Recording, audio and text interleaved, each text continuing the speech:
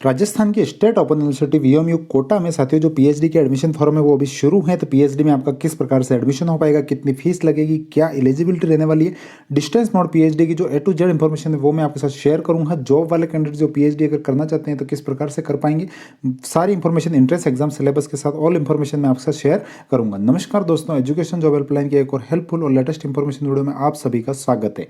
और साथियों, आपको एजुकेशन संबंधी अपडेट्स और जॉब संबंधी लगातार अपडेट्स के महत्वपूर्ण वीडियो देखना चाहते हैं तो आप हमारे चैनल को सब्सक्राइब करके साथ जुड़ जाइएगा ताकि आपको इसी प्रकार की इंफॉर्मेशन लगातार मिलती रहे। अब हम बात करते हैं आज के इस वीडियो के इस टॉपिक पर, वीओएमयू पीएचडी। जो साथियों यहाँ पर आपको रिसर्च प्रोग्राम के टोटली 12 सब्जेक्ट में आपको यहाँ पर मौका मिलता है और इसी अकॉर्डिंग वैकेंसीज निकाली जाती है। एंट्रेंस एग्जाम की जो सीट्स आपकी यूनिवर्सिटी में आपको देखने को मिलती है, तो इन 12 सब्जेक्ट्स के अकॉर्डिंग आप इसमें वीओएमयू कोटा में आपको अवसर मिलता है कि आप यहाँ से पीएचडी कर पाएंगे। अब हम इसकी बात करते हैं एलिजिबिलिटी क्राइटेरिया, तो इसकी पीडीएफ में हम सीधा चलते हैं।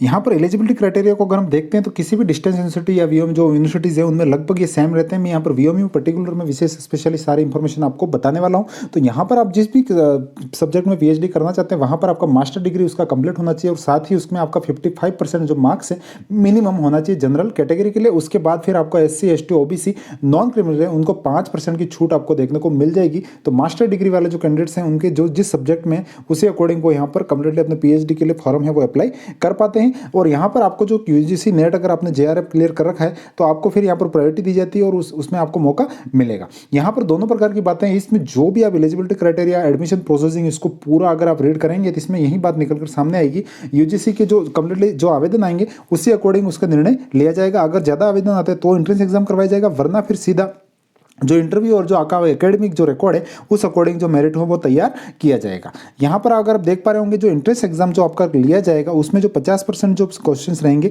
जो रिसर्च मेथोडोलॉजी रहेंगे और 50% जो क्वेश्चंस रहने वाले हैं वो आपके सब्जेक्ट के स्पेसिफिक क्वेश्चंस इसमें ऐड किए जाएंगे। अगर हम पीएचडी स्टूडेंट्स जो सीट्स की जो बात करते हैं हर बार अलग अलग सीट्स देखने को मिलती हैं। तो यहाँ पर आप जो क्वालिफिकेशन क्राइटेरिया भी मैंने आपको बताया जिससे कि जो यूजीसी जो नेट जेआरएफ वाले हैं उनको थोड़ा मतलब बेनिफिट्स देखने को मिलेंगे और वो अगर ज़्यादा कैंडिडेट्स होते हैं तो फिर उनका जो सीधा इस अकॉर्डिंग उनकी मेरिट है वो जो तैयार की जाएगी। तो यहाँ पर आप देख पा रहे हैं जो इंटरव्यू लिया जाएगा नेट जेआरएफ में अगर ज़्यादा कैंडिडेट्स होने के बाद अगर सीट से ज़्यादा होते हैं तो डिपार्टमेंट रिसर्च कमेटी द्वारा तो यहाँ पर इस प्रकार से पूरा जो इनका इंटरव्यू रहेगा टोटली आप देख पा रहे होंगे 30 नंबर का और 70 नंबर का उनकी जो एकेडमिक परफॉर्मेंस है वो निकाली जाएगी और उस आधार पर आपकी जो है मेरिट तैयार की जाएगी। पोस्ट ग्रेजुएशन ग्रेजुएशन उनके मार्क्स अकॉर्डिंग आपके नंबर आपको मिलेंगे और उसी अकॉर्डिंग आपकी मेरिट बनेगी।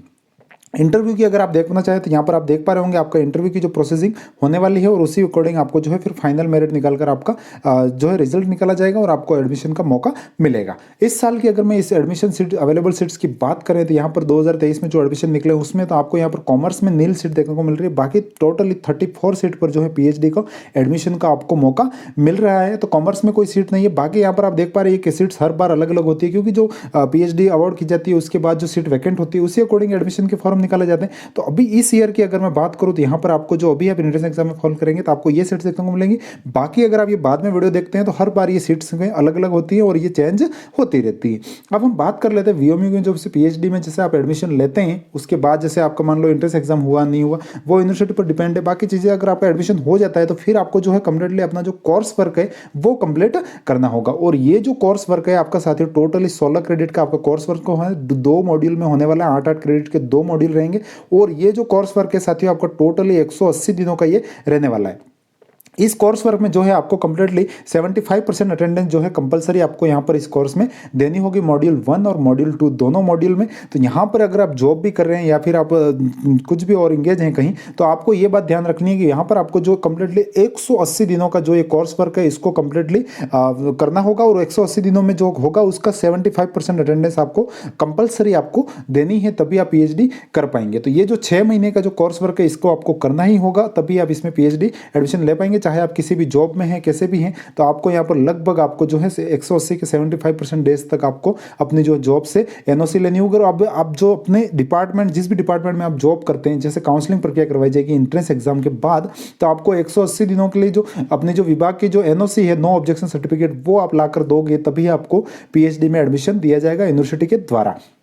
पीएचडी का जो एंट्रेंस एग्जाम जो आपका करवाया जाएगा वो कोटा में करवाया जाता है। कोटा सिटी में ही आपका एग्जाम है वो लिया जाता है। 2 घंटे का आपका एंट्रेंस एग्जाम लगेगा। अगर आपका एंट्रेंस एग्जाम लिया जाता है वैलिड आईडी कार्ड लेकर जाना है। बाकी सिलेबस मैंने बता ही दिया, 50% रिसर्च का आएगा, 50% कंप्लीटली जो सब्जेक्ट का आने वाला है। नो नेगेटिव मार्किंग रहेगी इसमें, आपको कोई नेगेटिव मार्किंग नहीं है। हिंदी इंग्लिश दोनों में आपको जो क्वेश्चन पेपर है बाइलिंगुअल आपको देखने को मिल जाएगा। और यहाँ पर जो मिनिमम एंट्रेंस एग्जाम है उसमें 50% मार्क्स लाना कंपलसरी है। बाकी आपकी जो मेरिट बनती है उस अकॉर्डिंग और रहेगा। बाकी मिनिमम 50% का रूल्स यहाँ पर यूनिवर्सिटी की तरफ से मेंशन किया गया है। और यहाँ पर और मोर बातें जो भी हैं, आप ये पूरा जो पीएचडी का जो नोटिफिकेशन है उसको आप अच्छे से रीड कर सकते हैं। इसमें बहुत सारे जो आपके कंफ्यूजन है वो सारे क्लियर हो जाएंगे। अब हम बात करते हैं फीस डिस्ट्रीब्यूशन का, जैसे कहाँ भी जो भी कंफ्यूजन रहता है मिनिमम कि फीस कितनी लगने वाली है। तो फीस की अगर मैं बात करूँ वीएमयू कोटा से पीएचडी की, तो आप यहाँ पर देख पा रहे हो ट्यूशन फीस, रजिस्ट्रेशन फीस, इस प्रकार से टोटली आप जब काउंसलिंग में जाते हैं तब 37,000 फीस तो आपको उसी समय आपको बैंक चालान के माध्यम से जमा करनी होगी।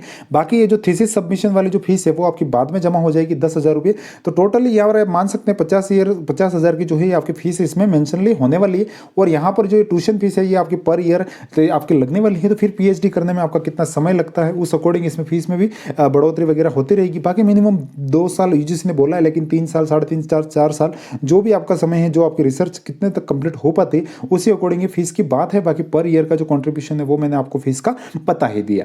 सिलेबस ऑफ इंटरेस्ट टेस्ट की बात करें तो टोटली 100 मार्क्स का एग्जाम होने वाला है। रिसर्च मेथोडोलॉजी में 50 मार्क्स हैं, उसमें भी आप ये जो सिलेबस है टॉपिक वाइज देख पा रहे होंगे। आप यहाँ पर पीडीएफ में जाकर और भी स्पेशली इसको देख सकेंगे। कंप्यूटर है, लॉजिकल रीजनिंग है, ये भी सारे क्वेश्चन इसमें पेपर 1 जो आपका रहने वाला है उसमें ऐड रहेंगे और पेपर 2 आपका स्पेशली सब्जेक्ट का होने वाला है। तो अब हम चलते हैं सीधा जिसको ऑनलाइन प्रोसेसिंग किस प्रकार से आपको फॉर्म अप्लाई वगैरह करना है। सीजन 2023 की अगर हम बात करें तो यहाँ पर आपको इन सब्जेक्ट्स में पीएचडी के जो फॉर्म है वो निकल चुके हैं ऑनलाइन। और आपके अगर डेट शेड्यूलिंग की बात करो, जो ऑनलाइन सबमिशन आपको करना है फॉर्म फिल का, वो 16 जनवरी से फॉर्म स्टार्ट हो चुके हैं। 31 जनवरी फॉर्म भरने की लास्ट डेट है, 31 जनवरी 2023। उससे पहले आपको फॉर्म अप्लाई कर देना है। अगर आप ये वीडियो बाद में देख रहे हैं, अगर फ्यूचर में आप पीएचडी करने का सोचते हैं, तो हर बार आपको जनवरी या फरवरी में आपको वीओएमयू कोटा से पीएचडी का जो है नोटिफिकेशन निकलता है एंट्रेंस एग्जाम का, तो उसको आपको अप्लाई करना होगा। और vmu.ac.in वेबसाइट पर जाइएगा, सारी इंफॉर्मेशन मोर अपडेट यहाँ पर आपको देखने को मिल जाएगी। तो इस बार का ये फॉर्म है, जैसे ही आप एडमिशन सेक्शन में जाएंगे तो पीएचडी एंट्रेंस एग्जाम ये जो फॉर्म है अप्लाई नाउ पर क्लिक करके आपको यहाँ से फॉर्म है वो फिल कर देना है। 31 जनवरी 2023 इसके एडमिशन की फॉर्म भरने की लास्ट डेट है। तो उसके बाद आपको सारी इंफॉर्मेशन और वेबसाइट पर ही देखने को मिलेगी। बाकी आप वीएमयू कोटा और डिस्टेंस स्टडी संबंधी इंफॉर्मेशन चाहते हैं तो हमारा VMU education job helpline Telegram channel है, इसको ज्वाइन कर लीजिएगा। क्योंकि पीएचडी है या फिर वीएमयू कोटा के और भी कोर्सेज हैं, इसकी लगातार इंफॉर्मेशन मैं यहाँ पर अपने जो टेलीग्राम चैनल है इस पर मैं शेयर करता हूँ। तो आपको इससे काफ़ी फायदा होगा और आप इससे कंप्लीट जानकारी आपको इसमें देखने को मिल जाएगी। तो ये कुछ जो सारी बातें थी मैंने पीएचडी के बारे में आपकी कंप्लीटली इंफॉर्मेशन जो थी सारी क्लियर की है। आप जॉब भी कर रहे हैं तो भी कर रहे हैं, करना चाहते कर सकते हैं, लेकिन आपको अपनी जो डिपार्टमेंट है उसका नो ऑब्जेक्शन सर्टिफिकेट आप जब काउंसलिंग में जाएंगे पीएचडी एडमिशन के लिए उस समय देना होगा। तो आप ये सारी जो कंप्लीटली जो बातें हैं ये अगर आप फुलफिल करते हैं तो आप यहाँ से पीएचडी कर सकते हैं। एंट्रेंस एग्जाम्स को फाइट करके आप अपना एडमिशन है वो उसको कंफर्म कर सकते हैं। बाकी इंटरव्यू वगैरह में जो है आपका रिसर्च क्या रहने वाली है उस संबंधी भी सारी जो चीज़ें होती है वो इंक्लूड रहती हैं। तो नॉर्मली आप पीएचडी करने का सोचते हैं इतनी सारी जो बेसिक्स इंफॉर्मेशन है वो तो आपके पास होगी ही। तो और कुछ आपका कन्फ्यूजन बच जाता है तो कमेंट्स कर दीजिएगा। बाकी साथियों वीडियो को शेयर कीजिएगा और यूट्यूब चैनल को सब्सक्राइब कर लीजिएगा, टेलीग्राम चैनल को ज्वाइन कर लीजिएगा। मिलेंगे और किसी नई अपडेट के साथ, तब तक के लिए जय हिंद, वंदे मातरम।